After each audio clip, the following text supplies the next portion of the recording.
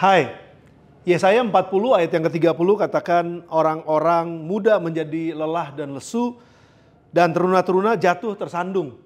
31, tetapi orang-orang yang menanti-nantikan Tuhan mendapat kekuatan baru. Mereka seumpama Raja Wali yang naik terbang dengan kekuatan sayapnya. Mereka berlari dan tidak menjadi lesu. Mereka berjalan dan tidak menjadi lelah. And this is a good news for you.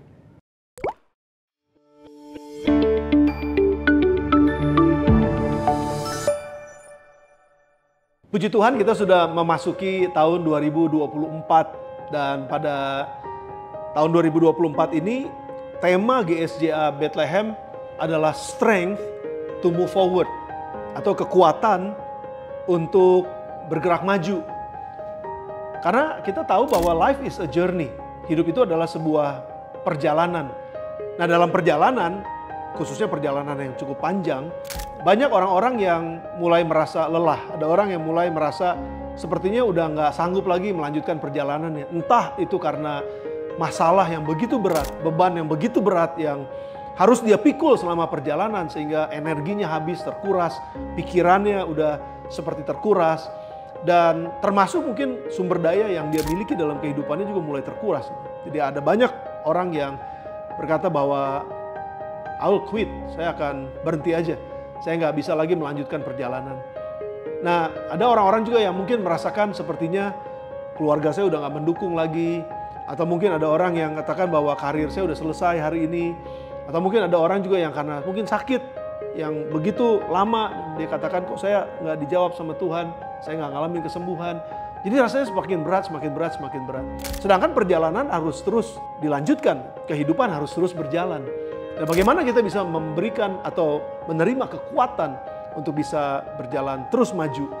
Dan ini yang akan menjadi tema kita. Tahun 2024 bukan menjadi tahun yang tentu saja semakin baik. Ya, seperti firman Tuhan katakan bahwa dunia ini semakin hari jadi semakin jahat. Dan kehidupan semakin hari jadi semakin berat. Karena ada begitu banyak tantangan, masalah yang semakin bertumpuk, saudara. Namun ada janji Tuhan bahwa setiap orang yang menanti-nantikan Tuhan, dia akan mendapatkan kekuatan baru. Pada saat dia berjalan tidak menjadi lelah, berlari tidak menjadi lesu. Dia akan terus naik seperti Raja Wali yang terbang tinggi.